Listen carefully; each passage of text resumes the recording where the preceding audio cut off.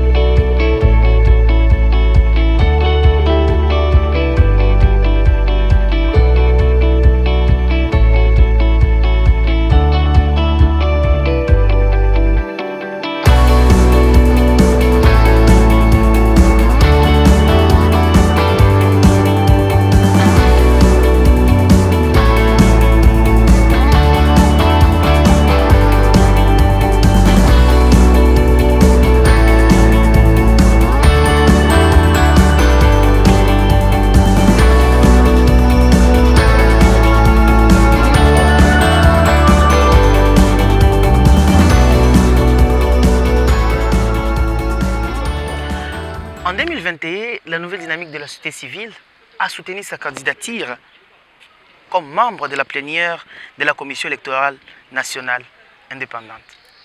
Mesdames, Mesdemoiselles et Messieurs, nous sommes honorés d'accueillir sur ce plateau des Héros de l'Ombre Monsieur Pacifique Biumanine Kunzi, qui est avec nous aujourd'hui. Pacifique Biumanine Kunzi, bonjour.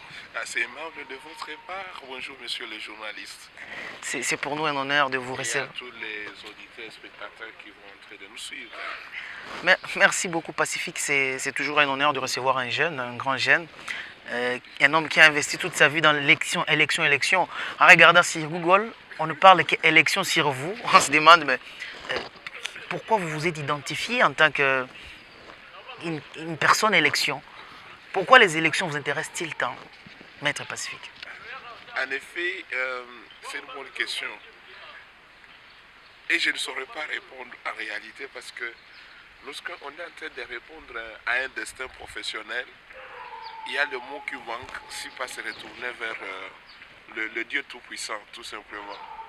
Et aussi les guides, les coachs. Lorsqu'on trouve des modèles dans la société, dans un domaine, il y a des moments où on se dit que non, ça c'est une voie à suivre. Et j'ai trouvé des modèles sur cette route. Et ce qui m'a dit quand même que je peux y aller. En réalité, j'ai fait la faculté de droit. Très bien. Et dans la faculté de droit, nous avons eu beaucoup de cours qui touchaient les questions liées à la démocratie. Et j'ai senti que de la manière dont on transmettait, on véhiculait la démocratie en Afrique, méritait que nous, Africains, et nous, Congolais, et nous puissions en comprendre davantage et s'en approprier à notre manière, notre démocratie africaine. Et c'est comme ça que, déjà, après les études, Que vous avez fait où d'ailleurs? j'ai fait à l'Université catholique de Bukavu, Ah, très bien. où j'ai obtenu mon diplôme de licence en 2004.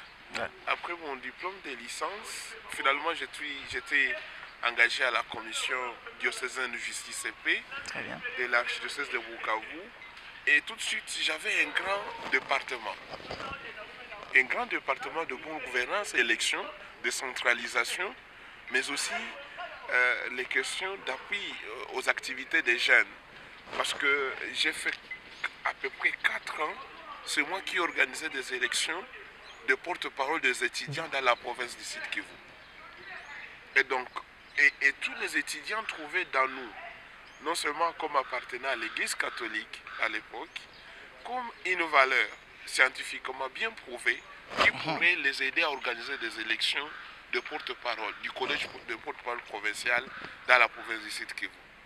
Et j'ai commencé parce qu'après avoir proclamé les résultats, je sentais que vraiment tout ce que j'ai proclamé, tout le monde s'y retrouvait. Et là, vraiment, je suis dans l'histoire. Au fur et à mesure qu'on était en train d'avancer, un programme va arriver en 2003. Le programme, c'est un programme de l'Église catholique en général de la RDC. C'est le programme qu'on appelait ROC-Artec. Okay. Le ROC, c'était le réseau d'observation des confessions religieuses, de toutes les 8 confessions religieuses, mais les Cartec, c'était juste propre pour l'Église catholique de la RDC, de la CENCO.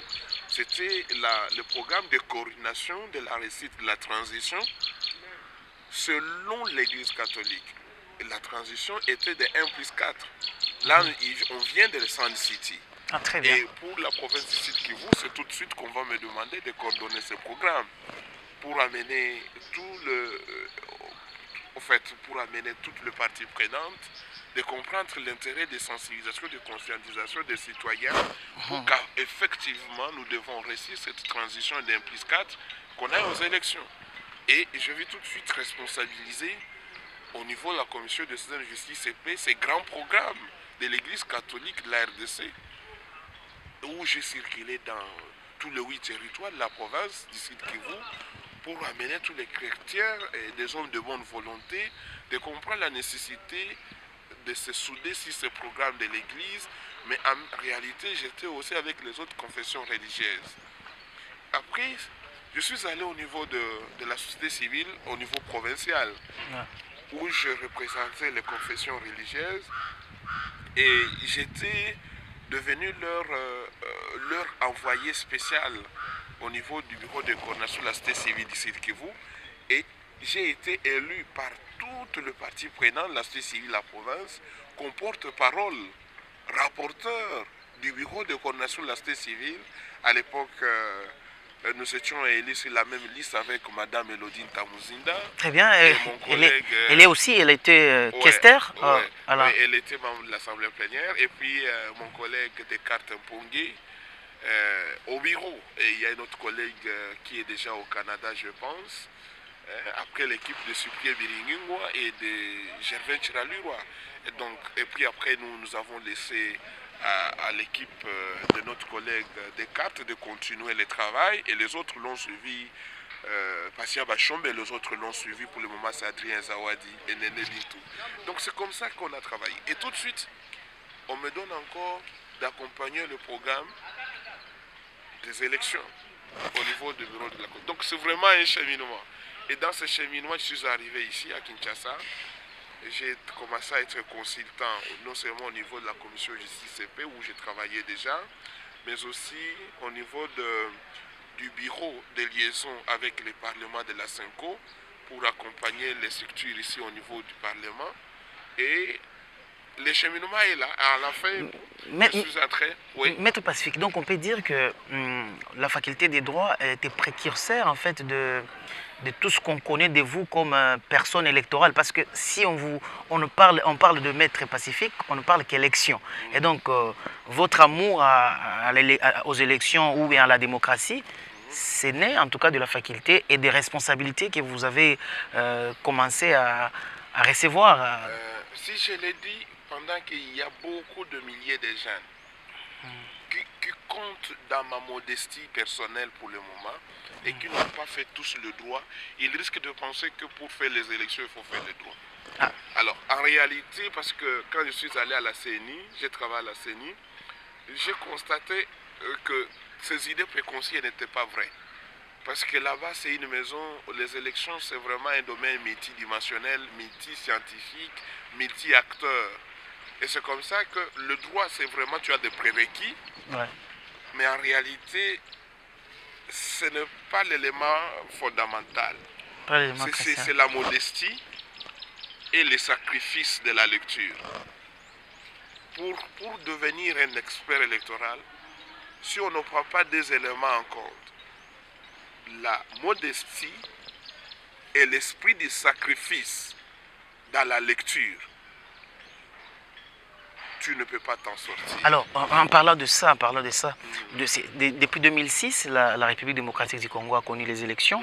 Alors, comment vous, ou en tant que personne qui a été vraiment acteur dans le cycle électoral de la République démocratique du Congo, comment vous avez évalué ces élections de 2006 à aujourd'hui?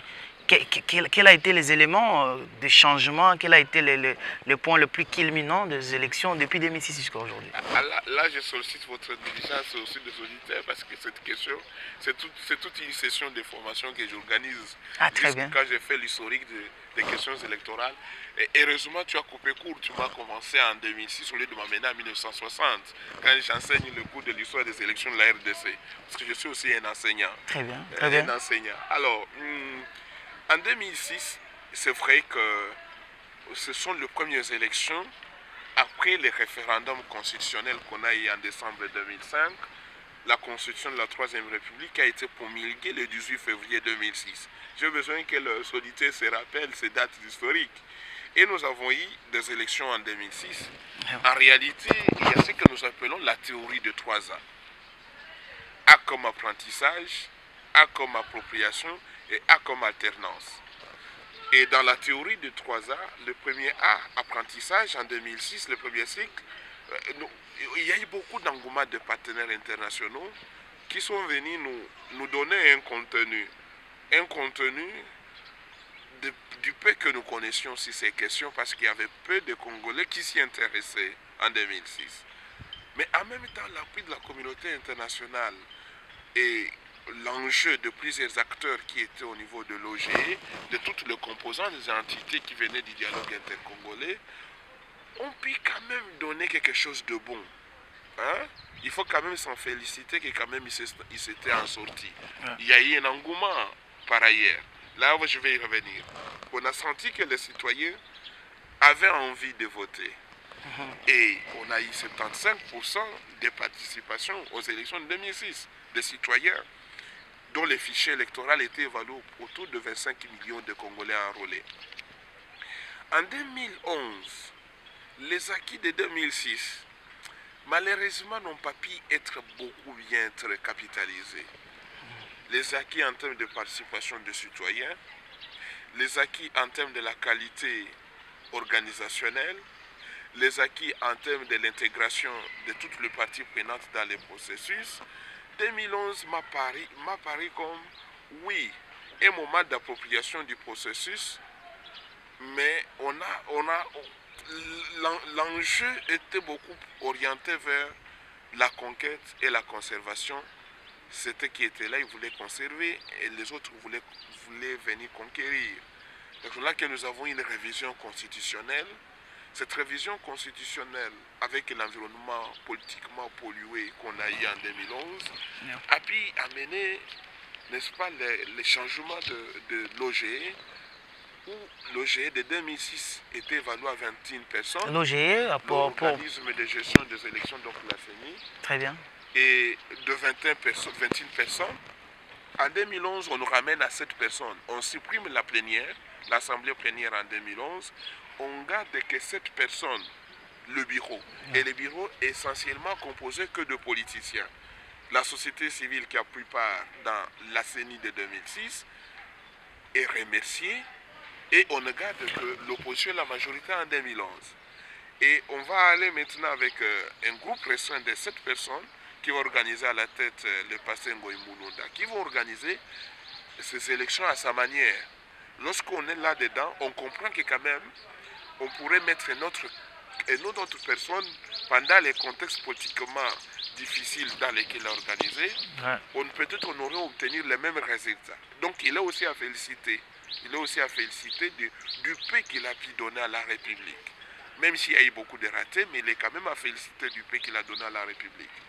Et maintenant, les observations d'évaluation qu'on a eues au lendemain de ces élections de 2011 vont amener le Parlement à faire encore une troisième réforme. La réforme maintenant vient pour dire que les choses n'ont pas bien marché en 2011. Nous sommes maintenant en train de vouloir aller au troisième cycle. Le troisième cycle, maintenant, c'est le troisième cycle Malumalu 2 arrive.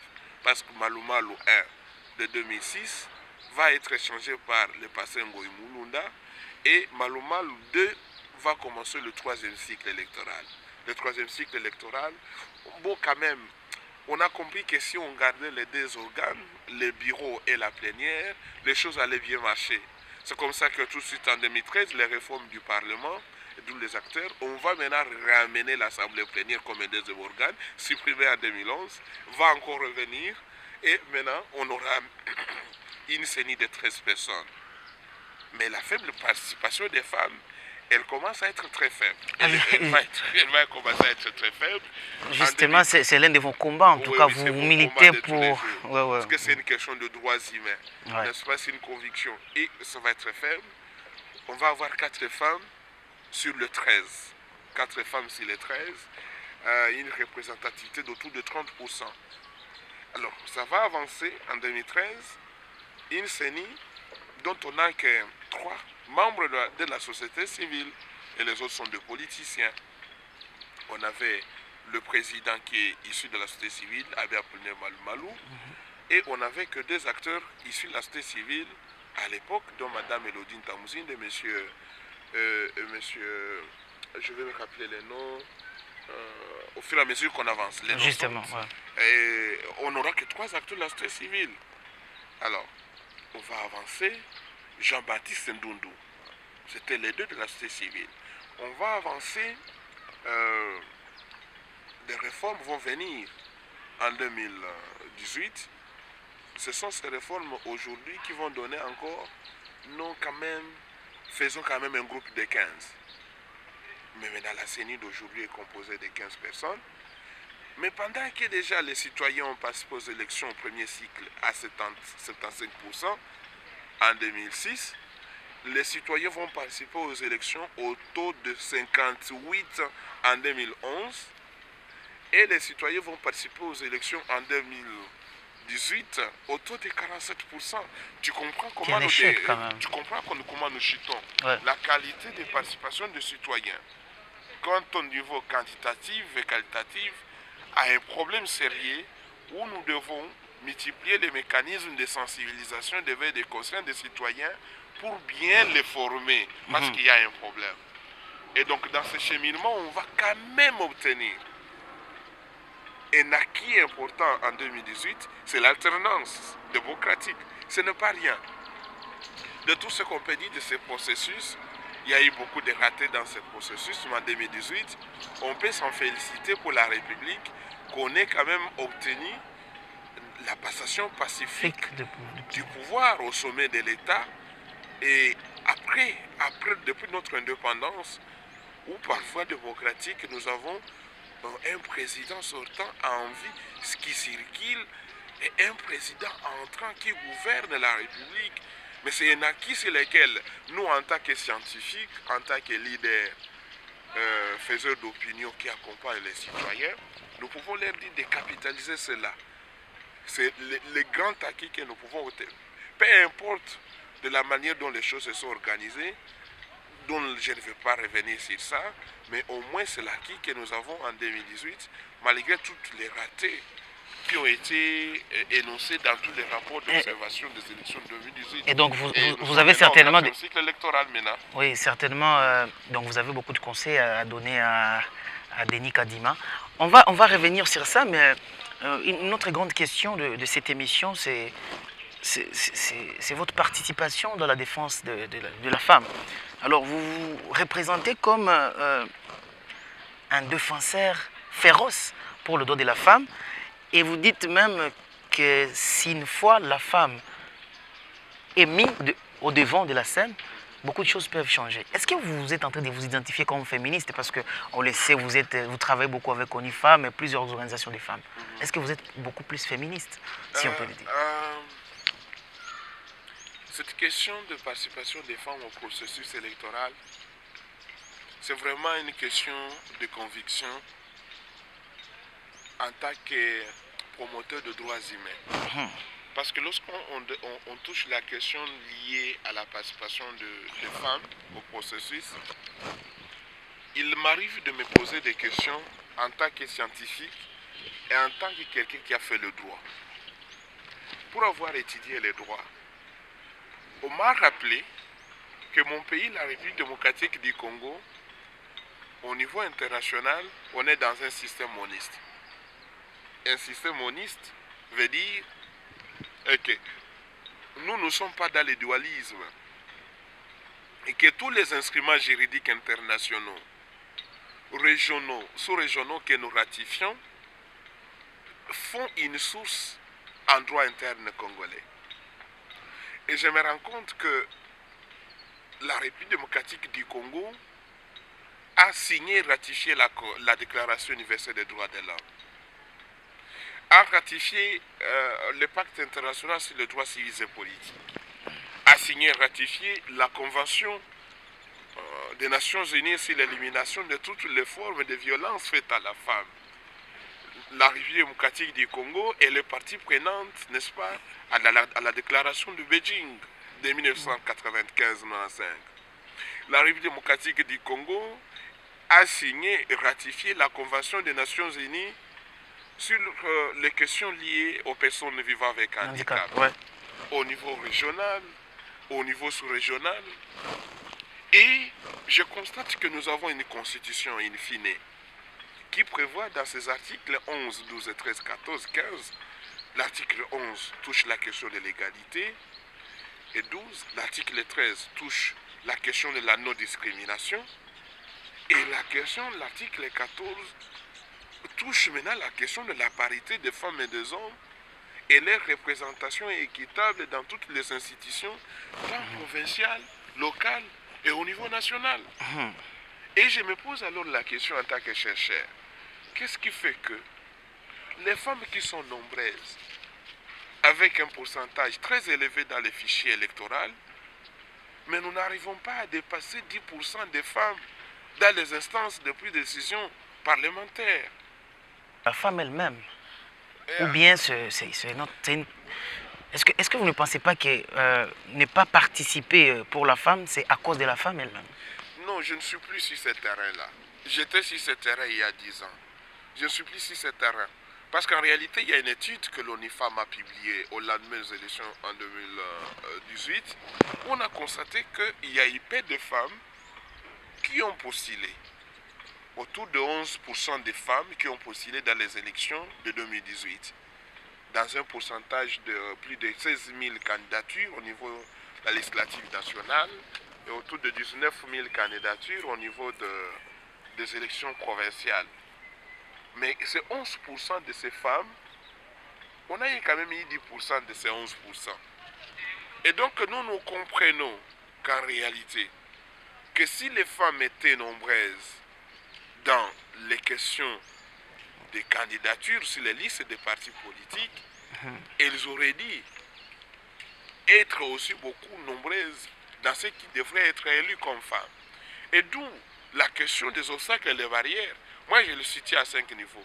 Le premier niveau, c'est le niveau de normes genrées, sociétales, traditionnelles, dans lesquels nous avons mis nos compatriotes, nos collègues, nos compatriotes femmes. En dehors de ces normes genrées, oui, il y a un problème de formation et d'information parce qu'en réalité, maintenant nous nous en félicitons que les universités inondent de filles, surtout dans les milieux urbains, mais en réalité l'éducation, c'était un luxe pour les garçons dans nos villages. Les filles c'était pour aller au champ, pour rester à la maison, vous comprenez? Et donc la question de l'éducation, de la formation, était vraiment un handicap. Le troisième problème, c'est la volonté politique. La volonté politique. Les autres pays qui ont évolué, si nous allons faire, je ne sais pas combien, notre mission nous prendra pour faire des exemples concrets des différents pays. On va en discuter. Leurs différents systèmes électoraux, etc. Nous pensons que c'est la volonté politique, l'engagement des leaderships qui gouvernaient, qui ont pu quand même amener à des changements qualitatifs et quantitatifs. En dehors de ça, il y a d'autres barrières qui effectivement on peut parler des questions liées au complexe de formation, de la paix, la question de l'autonomisation qui repose désormais, qui pose énormément de problèmes. On a autant de problèmes. D'où la femme, pour moi, c'est un être humain. La Déclaration universelle des droits de l'homme commence, tous les êtres humains naissent libres et égaux en dignité et en droit. Et lorsque nous commençons à analyser ces notions de dignité, de liberté, d'égalité, il y a lieu de comprendre qu'effectivement, les citoyens, ils devraient avoir les mêmes chances d'accès. Ce n'est pas un cadeau ou une faveur. Et c'est ça mon plaidoyer parce que je faisais partie des 3 experts de la société civile qui étaient au Parlement dans les votes de la loi électorale, la loi organique de la CENI. C'est nous qui étions là et tous nos honorables députés, on a travaillé avec eux, je les salue d'ailleurs en passant, en suivant cette émission. Justement, merci d'ailleurs. Nous sommes en train de remercier toutes les personnes qui sont en train de nous suivre à la maison. Vous êtes toujours dans cette émission Héros de l'ombre qui part dans la société pour chercher les gens qui sont peu ou pas connus, mais qui s'investissent pour le développement de notre cher et grand pays, la République démocratique du Congo. Aujourd'hui, nous sommes avec Pacifique Nkunzi, qui est un expert électoral et un amoureux des femmes, si je peux le dire. Un amoureux de la promotion des droits des femmes. Oui. Ça pourrait créer des problèmes plus tard. Alors, nous étions en train de discuter avec vous sur le cycle électoral en République démocratique du Congo, les défis, mais également tout ce qui peut empêcher à la femme aujourd'hui de prendre les grandes décisions au niveau des sommets, en tout cas au niveau de plus haut. Pourquoi la femme n'est pas investie? Vous avez évoqué toutes ces problématiques et les défis, en tout cas, pour notre pays, la République démocratique du Congo.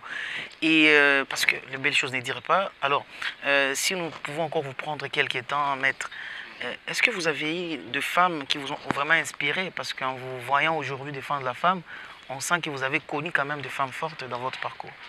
Elles sont nombreuses, mais pour raison de stratégie communicationnelle, je vous prie que je ne les cite pas.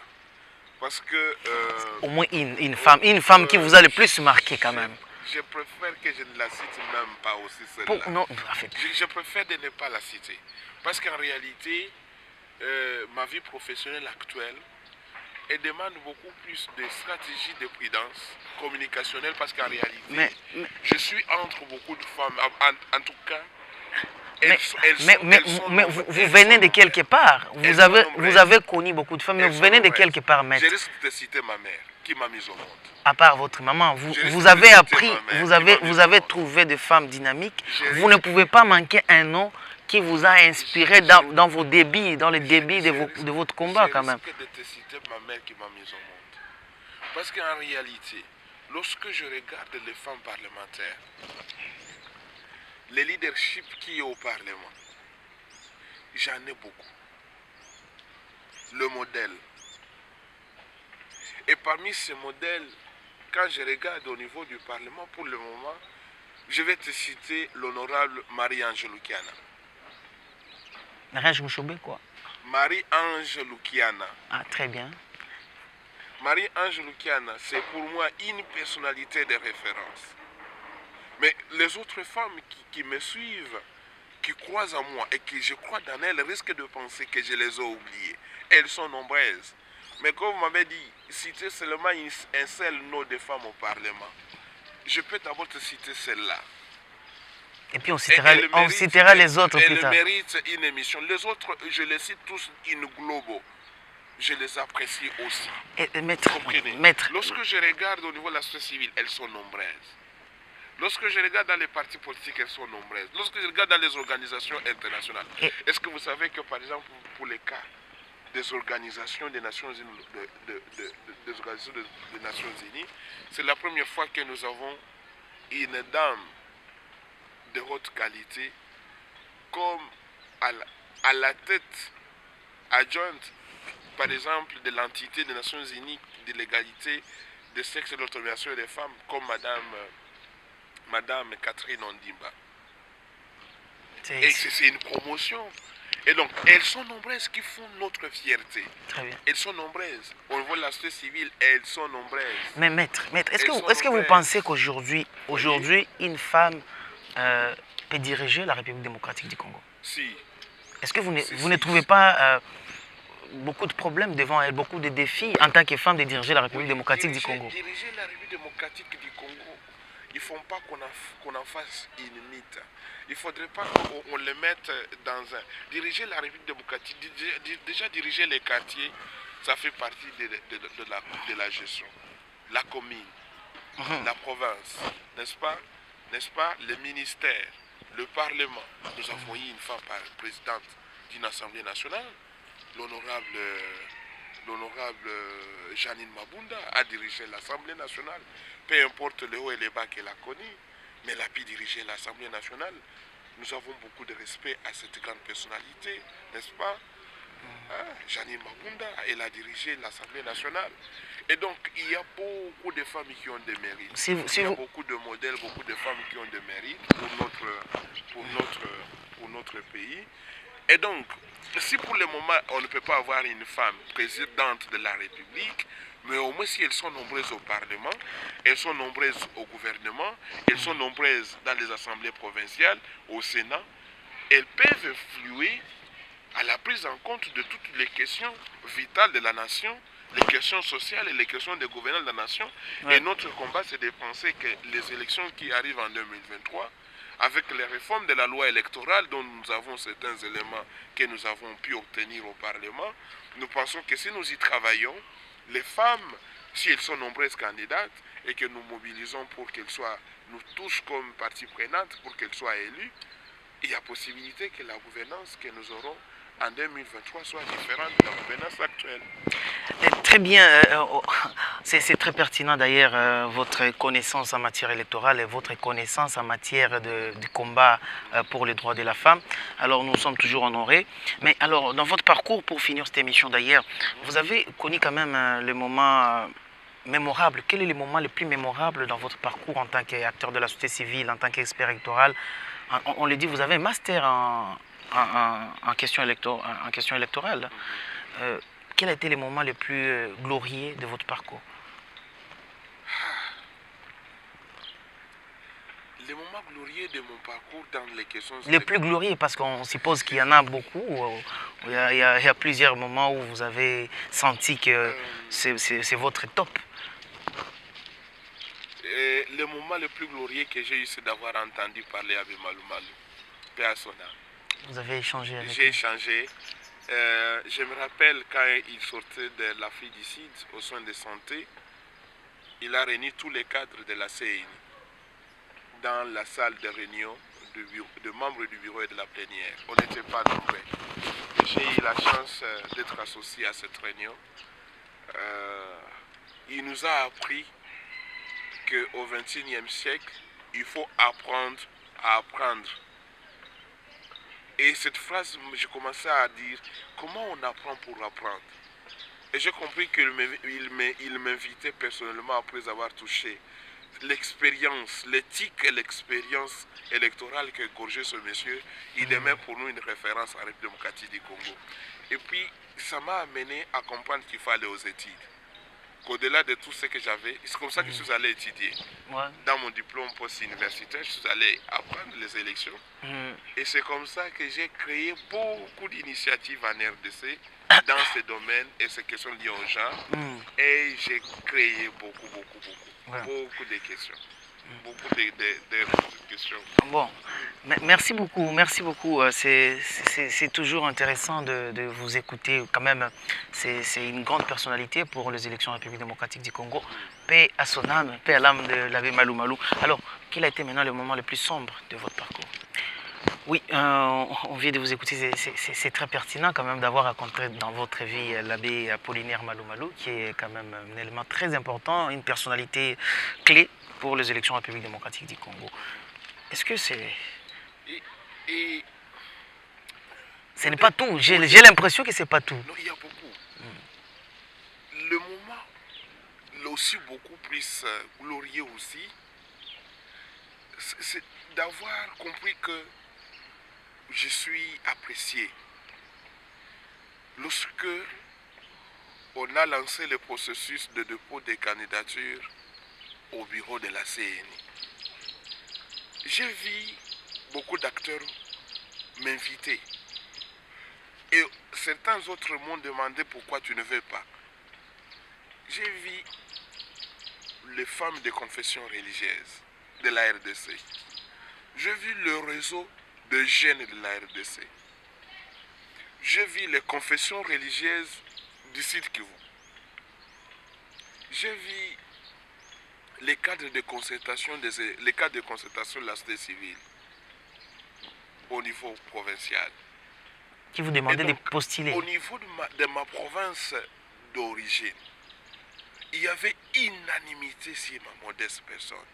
Mais au niveau national, tout le réseau des femmes de la République démocratique du Congo, en dehors de ma collègue candidate qui est désormais à l'Assemblée plénière, si on leur demandait qui un garçon qui allait accompagner la maman, c'était moi. Parce que la conviction du travail qui est en train d'être fait, le réseau des femmes et une grande majorité des réseaux de la société civile trouvaient dans moi un modèle de l'expertise électorale sur lequel la République allait compter. Et j'ai trouvé pour moi que c'était vraiment un élément, un moment très important, glorieux de ma carrière électorale. Mais cependant, l'élément difficile, c'est le fait que, au même temps que je vivais ce moment glorieux, c'était aussi un moment de découverte, des difficultés énormes. Là, on devait maintenant savoir oui. Justement sur... Les pesanteurs politiques qui s'en ont mêlés, n'est-ce pas? Et les coups bas qui s'en sont suivis m'ont amené à comprendre que c'était pour moi le moment difficile. Un besoin citoyen compose ont failli se transformer en calvaire. C'était si dur pour vous. C'était vraiment dur. Juste un besoin citoyen. Quelqu'un qui remplit les conditions, les critères. Mais on ne le veut pas quand même. Les critères. On a besoin de réserves de la République qui remplissent les conditions et qui se disent, bon, le souvent aussi, mais tu sens qu'il y a les caïmans autour de toi qui te disent non.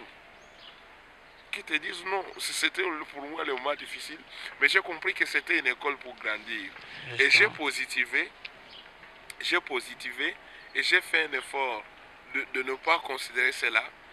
Et parce que dans la vie professionnelle, il n'y a pas des échecs, il n'y a que des leçons apprises.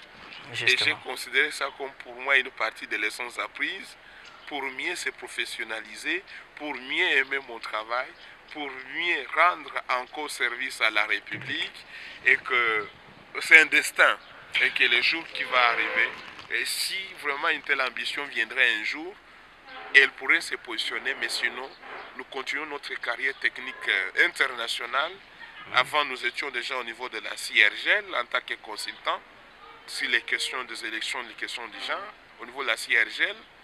En dehors de la CIRGL, tous les réseaux qui sont en RDC, consultants de toutes les organisations internationales, en tout cas sur ces questions des élections.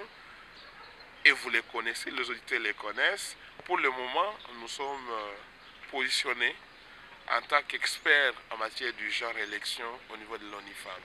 Mais pour le reste, nous accompagnons les processus, nous aimons notre pays, la RDC, nous accompagnons l'OGE à continuer à bien faire ce travail que nous félicitons et nous encourageons en passant. Donc tous nos collègues qui sont à la CNI, nous les félicitons pour le travail en cours et nous les encourageons à bien réussir le post-processus et que les citoyens comprennent que la démocratie n'est pas une fatalité et que la démocratie c'est un bien à conquérir tous les jours, c'est un processus et nous devons tous nous y investir pour que nous arrivions à quelque chose. C'est un processus et nous allons en améliorant de jour au jour. Mais nous les invitons vraiment à avoir confiance aux institutions de la République, à continuer à soutenir ce processus, à l'améliorer parce que le taux de 47% de participation 2018 ne doit plus se répéter. On doit avoir beaucoup plus d'engouement aux élections de 2023. Maître, c'est très pertinent, je vous avais dit tout à l'heure, en tout cas je l'ai dit solennellement, je sens en fait la pertinence de votre connaissance dans le système électoral en République démocratique du Congo. Mais en parlant de femmes, est-ce que vous identifiez au docteur Denis Mukwege dans son combat aussi pour le droit de la femme? Quel est votre point commun, si on vous demandait quel est votre point commun avec le docteur Mukwege, le prix Nobel de la paix?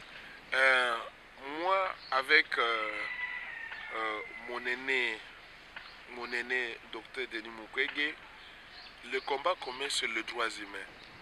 Il se bat pour la lutte contre les violences faites à la femme, dont j'en fais une autre recherche. Mon ouvrage qui va sortir d'ici 30 jours va porter sur les violences électorales faites à la femme.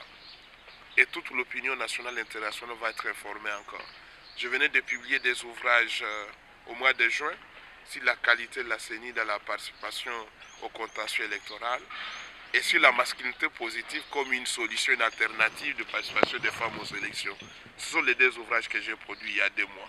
Mais il y a aussi 2 ouvrages qui sortent ce mois de novembre. Le premier ouvrage va porter sur les violences, la compréhension des violences électorales faites à la femme. L'autre ouvrage qui sort au mois de novembre, c'est l'ouvrage qui porte sur la stratégie de conquête de l'électorat par les jeunes Congolais. Parce que j'ai compris que le jeune LCBIS, électro accompagnateur, c'est un acteur de mobilisation dans les partis politiques. Mais elle n'est pas un acteur qui participe aux décisions au sein des partis politiques. Ce qui est un défi, non? Cette jeunesse, elle ne fait que pleurnicher. Alors, je suis en train de vouloir amener une grande partie de la jeunesse dans une transformation stratégique de conquête démocratique du pouvoir en RDC à travers les îles. Et je mets mon combat. Et je venais de créer dans cette démarche, dans mes études, comment arriver à créer des spécialistes parmi les jeunes scientifiques qui montent sous mon encadrement technique, comment créer des jeunes scientifiques spécialistes des circonscriptions électorales pour accompagner les candidats aux élections 2023. Et donc, au lieu que nous formions des généralistes, qui m'a fait confiance dans tout ce qu'elle réalise en RDC, que ce soit le Conseil national de la jeunesse, dont je salue en passant le président, M. William, beaucoup de respect à vous. Je salue aussi tous les réseaux de jeunes, Cogipel, tout comme le réseau de mon ami personnel Mukenge, Toro, et les autres réseaux de jeunes que je vois éparpillés à travers toute la République. Je sens qu'il y a moyen qu'on puisse mutualiser les efforts et tous les réseaux de jeunes parlementaires congolais avec qui nous avons un partenariat. Et je me suis investi beaucoup. Et je pense qu'aux élections 2023, ce n'est pas une guerre intergénérationnelle entre les aînés et les jeunes. Non, ce n'est pas que les jeunes remplacent les vieux, mais il faut qu'il y ait une montée en puissance de changement de mentalité, parce que si nous amenons la même mentalité des aînés dans notre lutte de jeunes, nous allons produire le même résultat. Merci beaucoup. Si nous amenons la même mentalité des aînés, nous allons produire le même résultat. la mentalité négative, bien évidemment. Bien entendu, tout en félicitant ce qui est bon chez eux. Bien évidemment. Alors, merci beaucoup. Alors, nous sommes en train de vous dire que les belles choses ne dirent pas. Nous vous remercions chez vous de suivre toujours cette émission Héros de l'ombre sur TV4 Congo avec les chaînes partenaires. Nous vous demandons d'ailleurs de vous abonner sur notre page Facebook, sur notre page Twitter, mais évidemment sur notre chaîne YouTube TV4 Congo DRC. Et pour finir cette émission, nous avons un petit lot de questions que nous réservons à notre cher invité Pacifique Nkunzi. Alors là, cette fois-ci, ce n'est pas nous qui posons les questions, mais c'est lui-même qui se pose des questions et ils vont bien sûr lui répondre. Nous invitons le protocole à nous amener les quelques questions qu'il a pour lui. Je pense que c'est prêt. Merci beaucoup. Merci beaucoup. Alors, nous avons ces quelques questions. Vous lisez et vous y répondez vous-même. Parce que nous nous sentons incapables de vous poser ces questions. Merci bien. Quelle surprise. Vous y répondez brièvement. Brièvement. Ouais. Pas des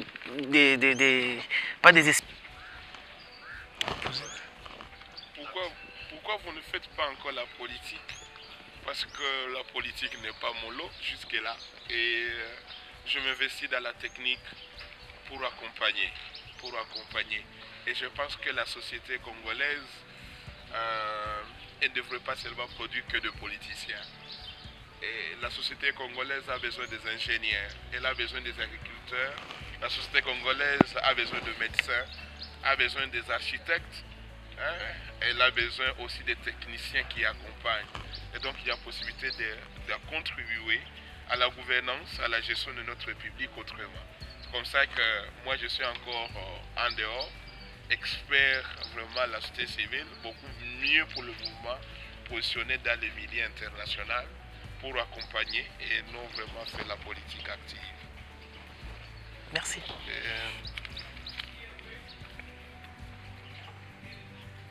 Faites-nous une confidence. Ma confidence, c'est ma lecture.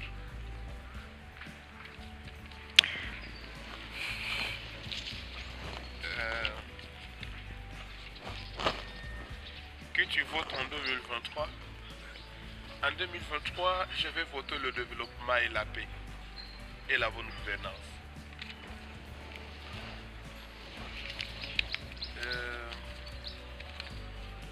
Si le président Fachi te désigne ministre, tu dis quoi? Bon, on dirait qu'il t'a envoyé, mais c'est vraiment une grande personnalité, une institution garant la nation. S'il fait confiance à un des compatriotes, si ça rentre dans les dessins que Dieu nous a accordés en tant que techniciens, nous dirons merci à cet appel à la République. Sinon, nous demeurons techniciens au service de la nation congolaise.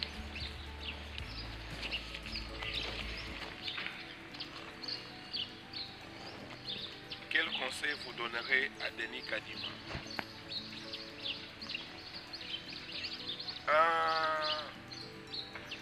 C'est une question difficile. Une question difficile parce qu'en réalité, ma profession actuelle ne m'aurait pas demandé que je le dise dans les médias. Sinon que c'est notre président avec qui nous avons beaucoup de considération et de respect, que nous accompagnons à travers tout ce que nous faisons comme travail de sensibilisation. L'unique conseil, c'est que c'est à 3 niveaux. Le premier niveau, qu'ils comprennent que nous sommes nombreux, un grand nombre, et nous sommes nombreux parmi les experts qui soutiennent sa démarche. De la réussite des élections de 2023. Et cette démarche de sa réussite des élections de 2023 voudrait mieux qu'il communique davantage avec le parti prenant pour prévenir les conflits et les violences électorales pour ces élections qui arrivent. Et l'animation des cadres de concertations électoraux, pour moi, c'est un outil majeur sur lequel il pourra s'en sortir et rester en proximité avec toutes les parties prenantes dont nous félicitons l'élan dans lequel il est pour le moment et nous pensons qu'au jour, il fera davantage mieux. Merci. Merci beaucoup. Merci beaucoup à vous, Pacifique Konzi. Merci à tous les téléspectateurs. C'est par cette question que nous vous disons merci d'avoir suivi cette émission Héros de l'Ombre.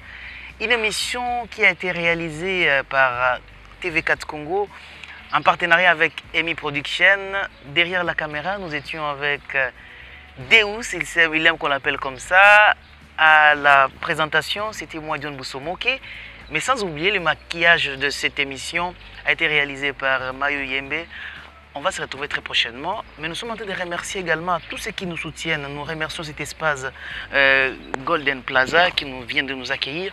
Nous remercions également la Fondation Isdal. Nous remercions tous les partenaires de cette émission, tous les gens qui veulent que les héros soient connus, les gens qui font mieux mais qui ne sont pas très connus en République démocratique du Congo. Au nom de toute l'équipe technique, nous sommes en train de vous dire merci et on se retrouve très prochainement dans un nouveau numéro des Héros de l'Ombre. D'ici là, portez-vous bien.